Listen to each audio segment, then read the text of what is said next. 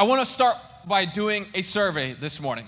All right, let's do a survey. I need participation here. Okay. Who this morning woke up before 8 a.m.? Raise your hand. Wow, we've had a lot of productive, responsible people. Okay, who this morning ate breakfast before coming to church? Okay, you guys are hungry. Okay, you guys are very hungry. All right, who here this morning went to the gas station and chose to put gas in their car? One, that's good. Okay, well, that's good. So now that we've established that we all make choices, this morning, I really want to speak to you on the power of choices in our life. Because what I've realized is that life is full of moments that present choices and options for us. And what I've learned is that the kind of choices that you make are the materials from which your future is created. And the type of choices you make don't only create the future that you step into, they also give an indication into who you are and what your intentions are for your life. And no matter how old you are, no matter how many choices you make in life, what I've come to realize, what I've come to learn is that as long as you are alive, you are in the process of becoming. Because as long as you are living, you are going to make choices that will redefine who you are. And so sometimes there are simple choices like eating breakfast, or simple choices as like waking up before 8. I woke up before 6 o'clock, and I was intending to wake up to pray and all that, and my sleep beat me. So I woke up at 6:15. But it was a choice that I made that was a pretty practical choice to wake up really early in time, to begin to start my day with God and to pray to God. And what I've realized is that most of our life is filled with choices, and if we don't make choices, then what ends up happening is that life begins to happen around us, and it completely spirals out of our control. I think most of you, if not all of you, know that my wife and I are expecting a baby girl. Yes, sir. And yes, and it's one of the most exciting things in my life right now. That I am completely just like, I'm in love with this little girl. I really am. The other day we looked at an ultrasound and she moved her arm and I nearly cried. Like I cried, and it was an ultrasound, and Kara and I were just like, oh my gosh. And our doctor, he's Canadian, so he was like, oh yeah, like that's cool. Like why are you guys cheering? And the baby did this and my heart just melted. I was just like, that's so beautiful. And so, now that I'm a father, I have to begin to look at the world in a different way, to begin to make different kind of choices in my life. And what's been presented ahead of me is a couple of choices. I can either choose to be the greatest father that my daughter could ever dream of, or I could choose to be a father that's absent in her life.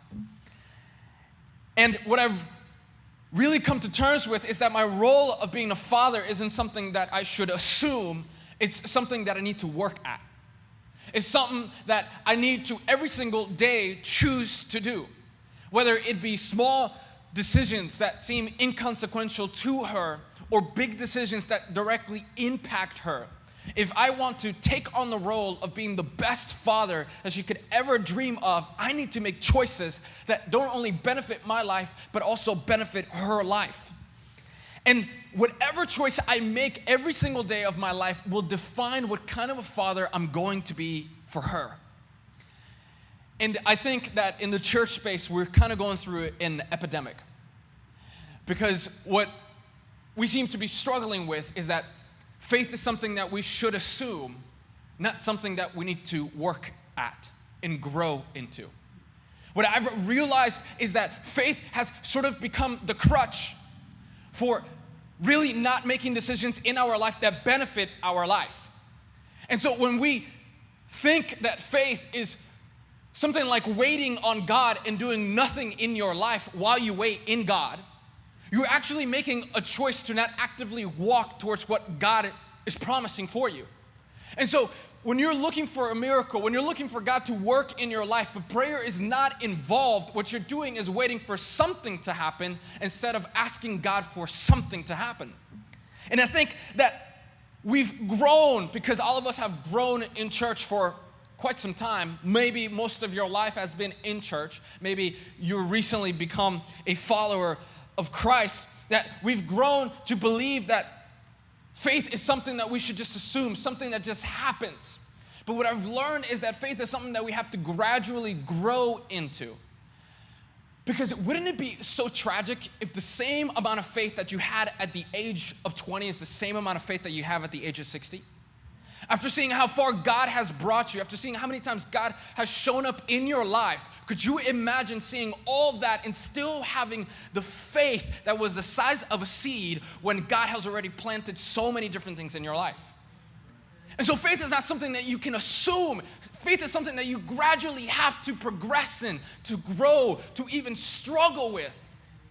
Because the way that it becomes true in your life is that even when circumstances seem so unlikely, even when your surroundings are dark, the choice that you make to trust God and to believe in God despite what you see or your opposition defines the type of faith that you have. And that's the thing. The type of choices that we make for our life are indicative of the kind of faith that we have within us. And by the way, I don't mean faith as in superstition. The other day, a coworker just began to divulge himself to me. He began to tell me that his wife has stage 4 cancer and that her bones are just withering away and he's watching her die. And I was just so moved, and I can't explain like the weight that every sentence that he spoke was over me. Because here this man was to work, to make a living, to pay now for the bills so that his wife could see another day. And it honestly broke me. And so I said to him, I'm going to be praying for you. And I want you to know that I'm thinking about you. And he said something to me that's actually been so common in the people that I've said this to. He said to me, oh, okay, thanks. And I stood there for a second because my prayers and my thinking of him, for him was just like, thanks a lot, I've seen it all. See, this man's 72 years old. And I said to him, are you okay with that? Like, is it okay if I pray for her? And he said, yeah. It's just, I've had Christian friends before. She's had Christian friends before. And they've said, I'm going to go pray for somebody and then they die. Or I'm going to pray for your financial situation. I'm going to pray that you figure this out and nothing ends up working. So I really appreciate your thoughts and prayers, but my wife is dying. And I really don't think that your faith is going to do anything here. And then I realized that sometimes people outside of our faith space have a clearer understanding of the type of language we use than we do sometimes. Because what he attributed to all his life with all the people that were Christ followers in his life is that thoughts and prayers means, I know what you're going through, but I'm not going to get involved. I know what you're going through, and I'm going to pray about the situation, and it's going to figure out itself. And so he heard that I want to pray for your wife, and I'm going to be thinking of your wife from me, and said, essentially what you've said to me is you're going to be at an arm's distance. You're going to be allowing me to go through what I'm going through, and from this corner, pray for me, but nothing is going to happen in my life. And I think so many times, when we've used the language of faith, the choices that we've attached to our language of faith haven't been of faith. They've been of absence. God is going to do something, and then we are met with this dilemma where God has given us the responsibility to walk out the faith that we speak of. And sometimes we say, God's going to take care of this. Let me pray for you. My thoughts and prayers are for you. And God is saying, your thoughts and prayers are essential. That is the bare minimum I'm asking you to go even further than that. I'm asking for your faith to be real in people's lives and go meet that person's need. And sometimes us praying and saying, God, I need you to do something here, kind of bounces back this answer from God. I need you to do something here. Because if you know that life and every word that I speak has power, then you need to begin to speak those words over other people's lives. And so I really think that it's an epidemic in our church. And not in our church, the church. Because we've created a culture where faith is so much more like superstition than it is hearing the voice of God and following it. And by the way, every single time that God has said something to me, that someone's going to be healed, that someone's going to wake up from a coma, that someone's going to beat a disease, I've heard God so loudly say something. But it was always up to me to either choose to follow what God was saying or to stay mute. And every single time that I just felt this burning sensation, this fire, this electricity, I cannot understand it. I cannot even fully explain it. But when God says something in my life, it's so certain that I cannot keep it within me. But the choice is ultimately in my hands of what am I gonna do with what God has given me. And every single time I've moved towards the direction that God has called me to, something has happened. Somebody has come out of a coma. Somebody has beat a disease. Somebody has seen a breakthrough in their life. Wouldn't it be a tragedy if all that your faith summed up to is your hopes and wishes and never real action? And so I think that we need to take the positions of seeing the epidemic that is so involved in our faith space and begin to do people that don't just talk about what God does, but live out what God has done. So, in a world where there's a world of choices, you got to ask yourself the question, what kind of choices are you going to make? I mean, seriously, I don't think you wake up in the morning and you think, what kind of choices I'm going to make today? But maybe you wake up in the morning and you say, I need coffee right now, and that's exactly what we're going to do. And you think, I'm going to wear this, and I'm going to do that. But I think that sometimes we get so lost in doing chores that we forget that the chores that we do, that the occupations that we have, the responsibilities that we have are also choices. And so God has given you a choice. And you have to ask yourself the question, what kind of choices am I going to make? Because if you can identify the choices you're going to make, you'll be able to answer the question of who am I going to be? That's one of the biggest struggles that we have in our life, is knowing who we are. When really our initial question should be, is what am I going to do with what God has given me? And we're so focused on the consequence, the result, that we forget that it starts with God speaking into our lives and us grabbing His words and choosing what kind of life we're gonna live. And so in that question, who are you going to be, lies this incredible truth about God that I want to explore. Have you ever noticed how persistent God seems to be with self-control? For some reason, God is so persistent in talking to us and telling us about self-control. Have you ever noticed? There's this scripture in Proverbs chapter 25 that I absolutely adore. And if you know me, man, I love the Proverbs. I love Proverbs. The other day, I sat down with the CEO of my company and the HR, and I thought I was in trouble for like 2 minutes. So I was going down the list. What did I do wrong? And then I was like, no, I didn't do anything wrong. And they sat down with me and they said, look, this is something along the lines of, look, you're really talented. You got leadership qualities, blah, blah, blah, blah, blah, blah, blah. we want you to be the operations manager for our company and lead all the departments. This is awesome. It's awesome. And I sat there on that table, inside I was like, oh yeah. But outside I was like, when can I get started? And it struck me that that's been a common theme in my life is what he said. You're really young. I'm really impressed by how much you know based on how young you are.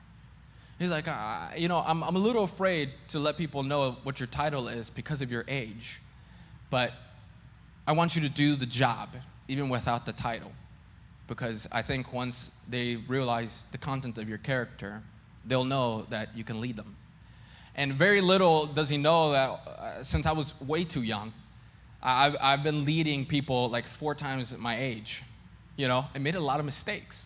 And the reason why I love Proverbs is because Proverbs has been like a lifeline to me.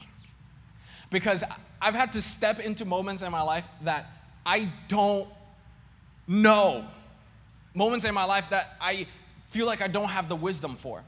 And so Solomon writes some incredible insights for the soul that set our trajectory on a path of wisdom. And so Solomon speaks so much wisdom, and sometimes he uses these analogies and these metaphors that seem so outlandish. And I love that.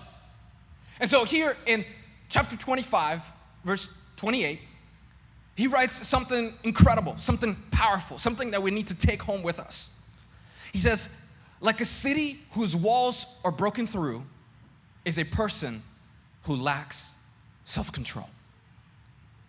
Now, I know we read that, and everything's been made clear to you. And you're ready to go home. That's beautiful. That's wonderful. Like a city whose walls are broken through is a person who lacks self-control. I really like this imagery of walls. In my mind, it goes directly to a giant wall for a kingdom to protect it. And then I see these cracks and I see these huge openings that aren't a door, more like something's been destroyed. And I see a city that can be, taken over. And I know that at the initial thought, thinking about a city that has walls that are broken don't seem to bring much insight into our life. That's just a wall that's broken and a city is exposed. But then when I began to do some digging, I realized that what the scripture is actually saying, what the intention behind what Solomon is telling the reader is this. He that has no rule over his own spirit is like a city that is broken down and without walls. So really what he is telling us is that a person who does not have a control over their spirit, a control over their intention, a control over their thoughts, a control over their actions is actually somebody that's quite susceptible to attack. And I know that might bother us a little bit because it's like we gave our life to God. And it's kind of like an intrusive thought. No, how dare you say that? No attacks in the name of Jesus. No attacks in the name of God. Why would you ever say that? And we don't like to hear that because we think that doing life with God makes us absent of real life issues. But it doesn't. See, before you've given your life to God, you struggle with things. You are met with problems, and the same is true after you give your life to Jesus. The difference is now you have a solution to your problems. So it doesn't mean that you're not going to be attacked anymore. But the dilemma is that we're human. The dilemma is that you and I are human. And no matter what we do, no matter how much we know, no matter how strong of a person we are, no matter what our bank account is, no matter our age, we are susceptible to be attacked. And it might surprise some of you where most of the attacks come from, but it's actually not the devil.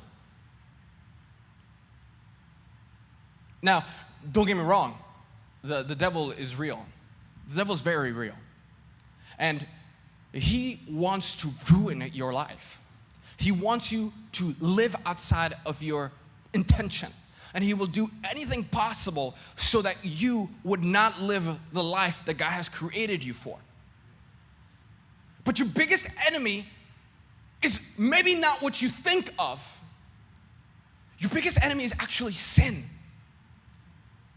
And this aspect that attacks you and that is your biggest enemy is actually something that's really close to proximity to you. Because what I've realized is that nobody can harm you as much as you can with your own poor decisions. And so I want to be pragmatic with you, but in a sense also speak layers of transformation over your life, because so many times we look externally and blame the devil for decisions that we've made. And so I have to reemphasize the fact that as long as you're a human, you're going to battle sin. And if you've never known what sin is this destructive force that pulls you out of the intention that God has for your life. It misaligns you. It tears you apart. It completely removes you from the instruction and the alignment that God has. And it breaks down the walls of who you are and the structures and restructures you from the inside out, creating you into someone you were never meant to be.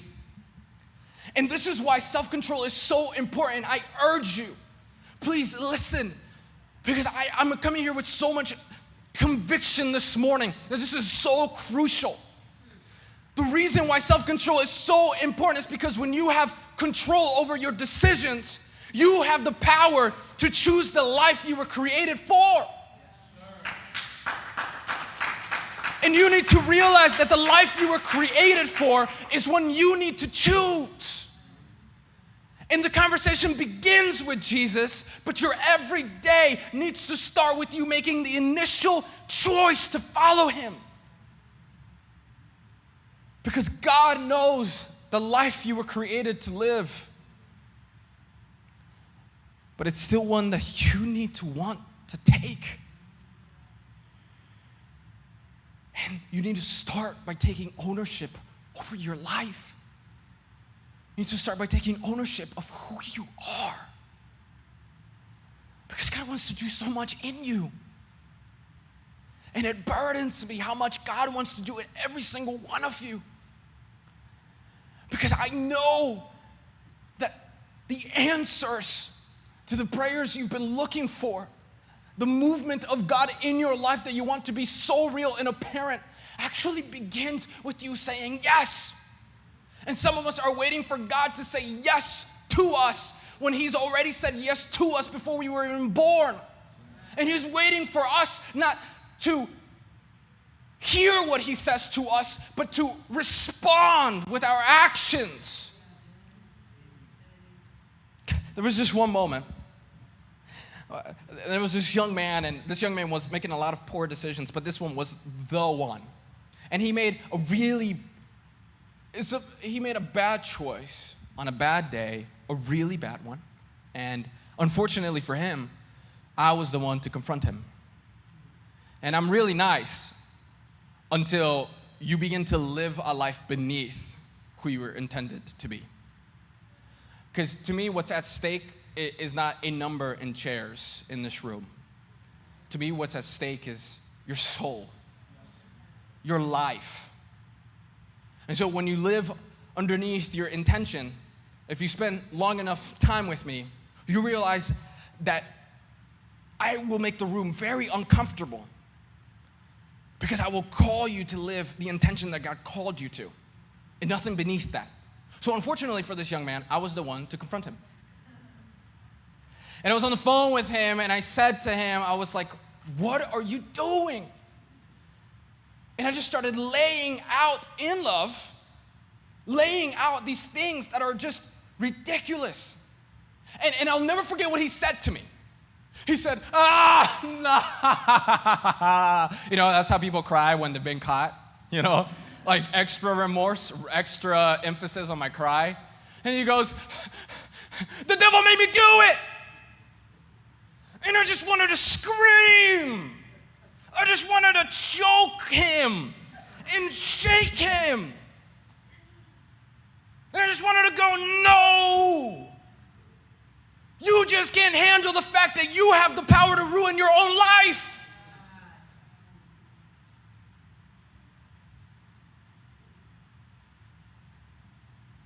And it's become apparent to me that when we take on the language of faith, but are not transformed by faith, we think that we don't have power over our own decisions. And so we go, God did it to me.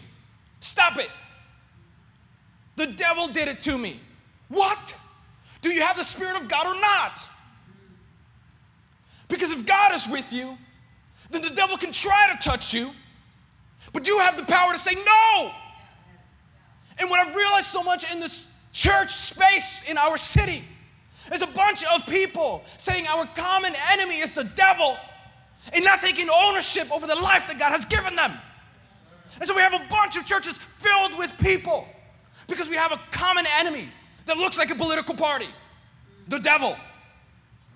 Or a common enemy that is some guy that is red and has a tail and horns. He doesn't, but okay.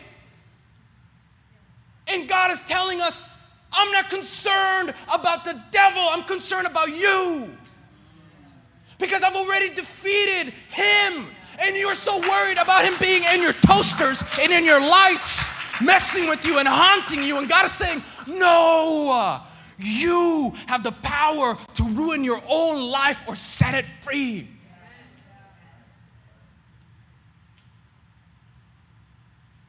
I'm passionate about this one, okay? Because as much as God is speaking over your life, you're the one who needs to choose to follow those words of life. And I'm so tired of seeing people with the potential to change the world refusing to pick up the choices that would set our city free because they're so caught up in the fact that they don't have self-control and would rather blame an exterior opposition than take responsibility for who they are. So, if it's true that you have the power to ruin your own life, then the opposite is true. You have the power to take the steps towards the life you were created for. And it begins with living a life that's guided by God.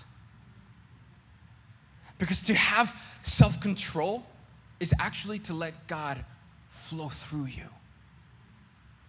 And I know we don't think about it like that sometimes, but think about it. When you're driving and somebody cuts you off, and you just let them know how much you love them, right? All right, let's use somebody else as an example. When you're driving and you cut somebody off, and the person behind you goes, beep, beep, beep, beep, beep, beep, beep, hey, they tell you everything except Jesus loves you, right? You don't go, that guy has self-control, right? Right? When somebody is a liar, you don't go, that person has self-control. When somebody is a hothead and super tempered and angry, you don't say that person has self-control. But when do you say somebody has self-control? Have you realized that it's every single time they live within the intention that God establishes in our life? You look at somebody who is not hot-headed and hot-tempered, but patient and peaceful as somebody who has self-control. So is peace and being patient an attribute of God or an attribute of the devil? And so what we realize is that self-control doesn't look so much as making decisions without something within you flowing in you to make the right decisions. Self-control is actually in alignment, in adjustment to who God has called you to be. You don't call somebody that has self-control somebody who lives outside of the control of God. Have you noticed that? Oh man, that person, man, he hates people. He must be Christian. And some people say that because it just doesn't match.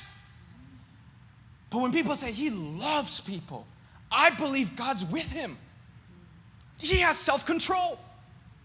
And so all these little attributes that people possess, even without God, are these attributes that are from God, that get fully developed and fully grown when you give your life to God. And so self-control looks like God moving in us.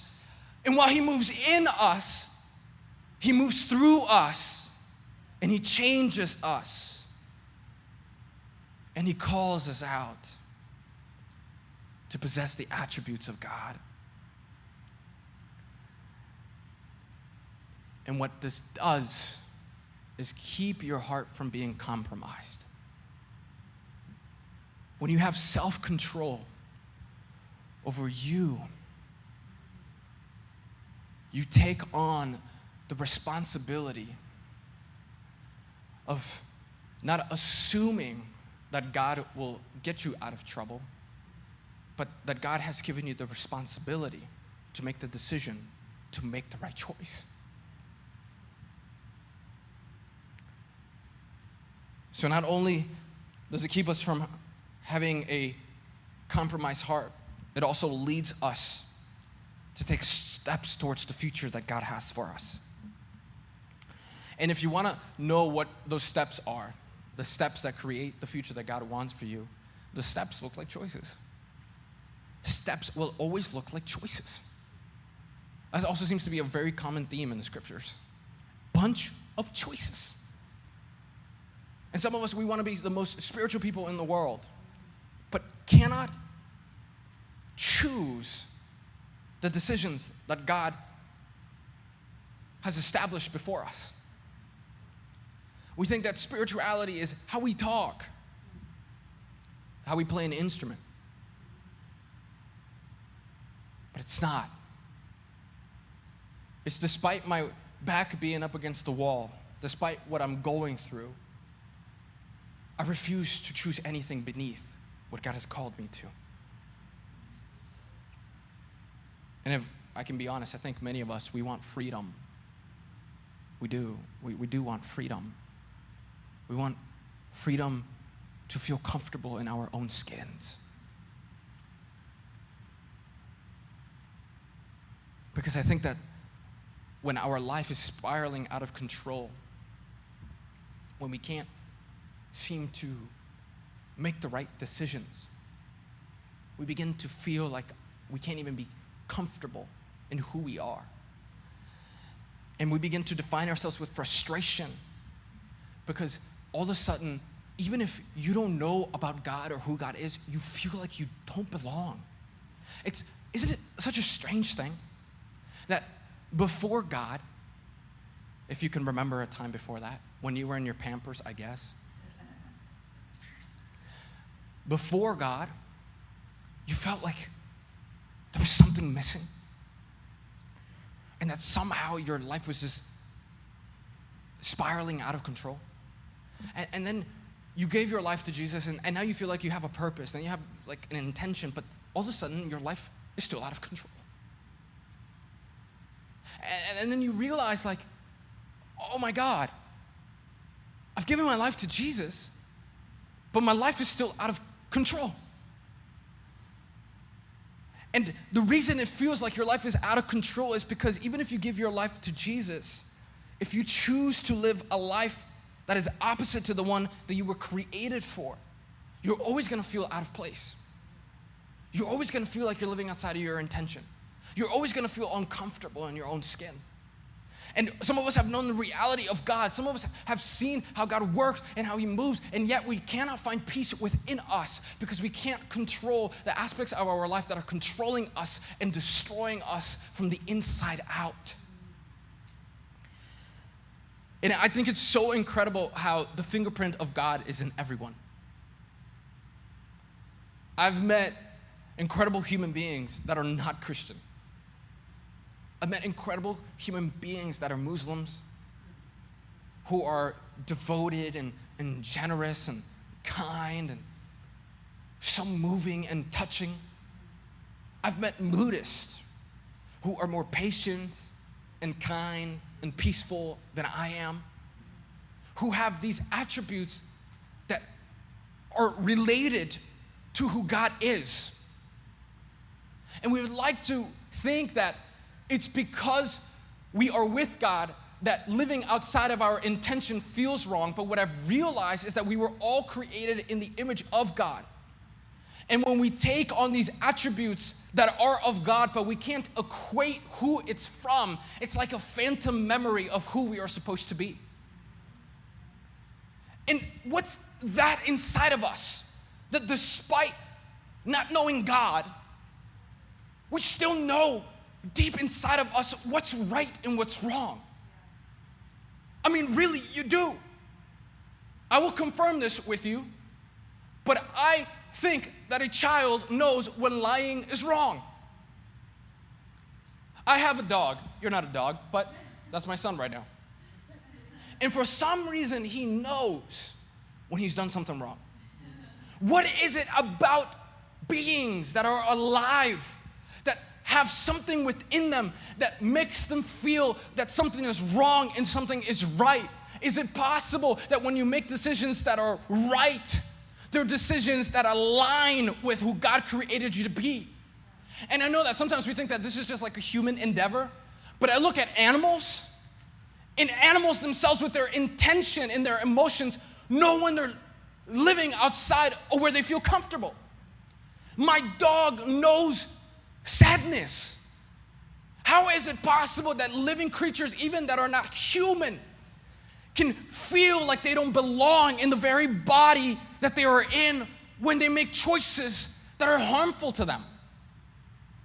Is it possible that God from outside time and space breathed words into your life telling you from the very beginning, I've been giving you the choice to either choose life or choose death? And the type of life that we choose on our daily will be indicative of the kind of life we will live, because you can be alive and still feel like you're dead.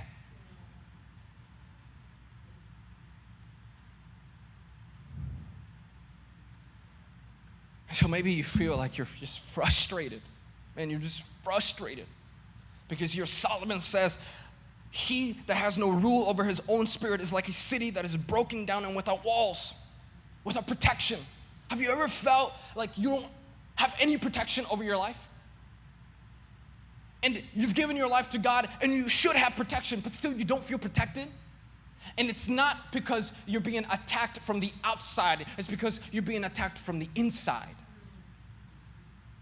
And it's your own mind telling you, choose this, choose that. See, I'm not Pentecostal. I'm not charismatic. So what I'm about to say is not with the undertone of that. But the Spirit of God, the essence of God, it will move through you, and it will create a space in you where you could begin to see the miracles that God can work in your life. And they begin not in the exterior, they begin within you. They begin with you praying. They begin with you saying, like, God, I need you to work within me so that the outside and the exterior could look like I have a wall of protection against myself. Is this making sense? All of us have choices and intentions within us. So maybe today you've gotten so lost because of your own poor decisions. And you feel like, I just can't. You just feel like, I want to feel God, but all I feel is my shame. I want to feel God, but all I feel is my absence. Maybe you're in this mode that you feel like a city without walls. Because you see who you've become and you're just like, I don't like who I am, but I don't think I can change anything. Have you ever felt like God was watching you and you felt like if you lost sight of yourself?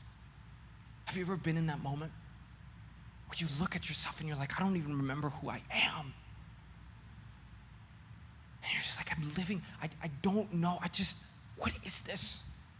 And sometimes when we're at the end of our rope, when we're struggling through life, we say, I feel like I've lost sight of me.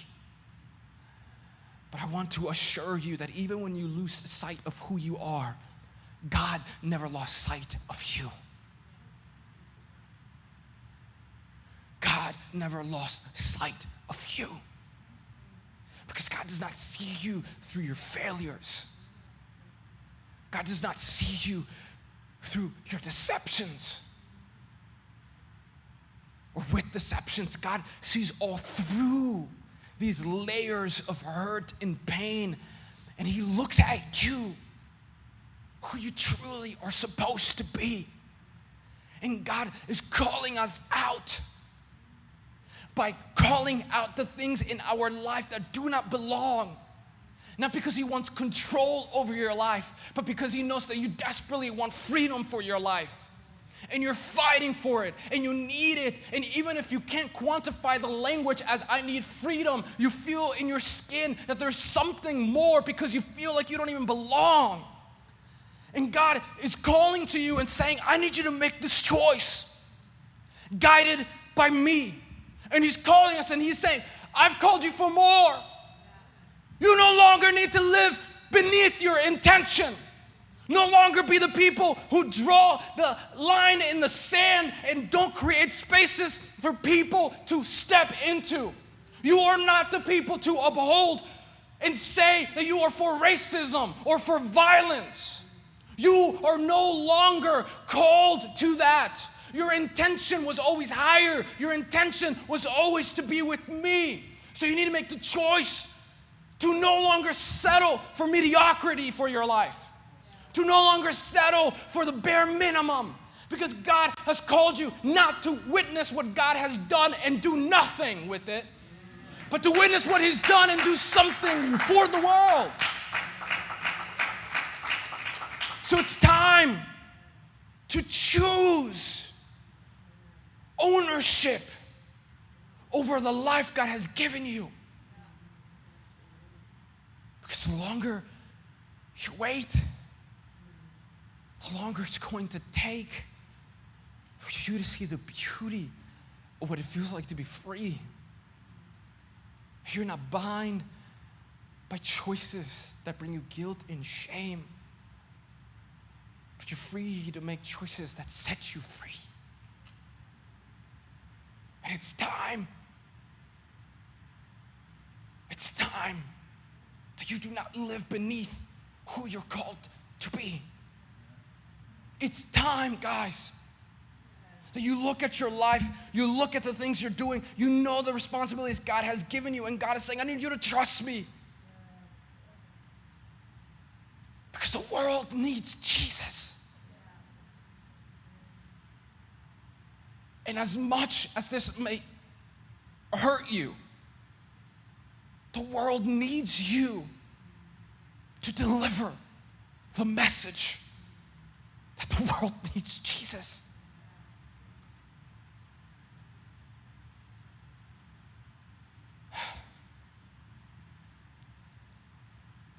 I don't know if this makes sense to you.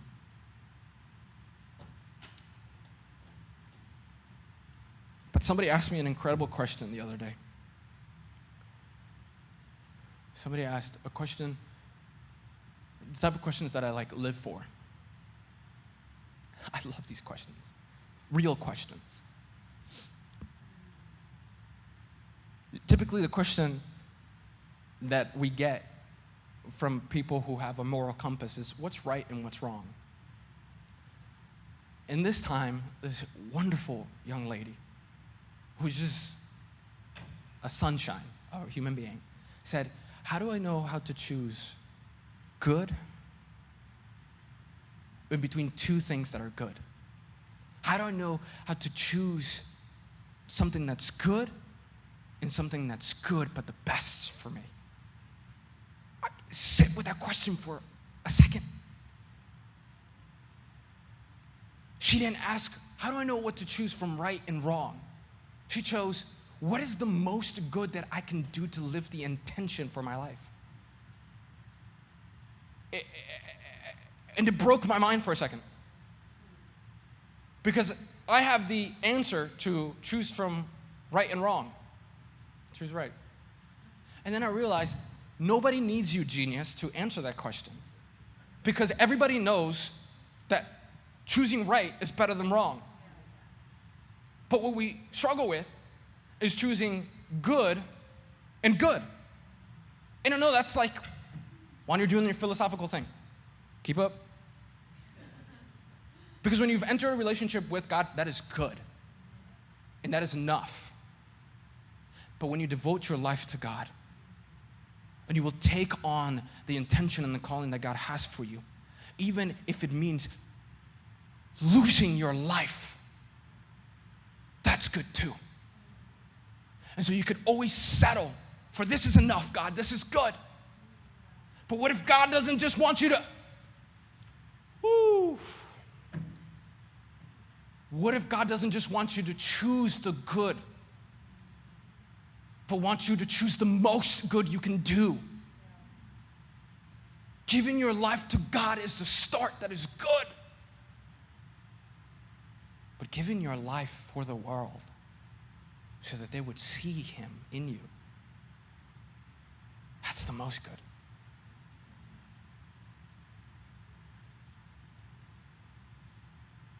I know I'm going hard in the paint. I don't know if this one's going to go on YouTube. It's going to go on YouTube. I know I'm going really hard in the paint this morning. I know. But I've spoken to hundreds of people, most who have grown up in faith, and they're so weak. Weak-minded individuals. Weak. When I'm weak, He is strong. Yeah. But that's not your excuse.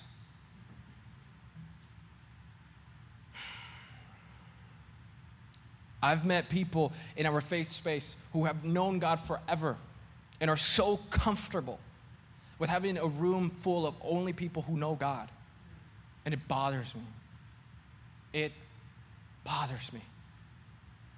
Because there's a whole world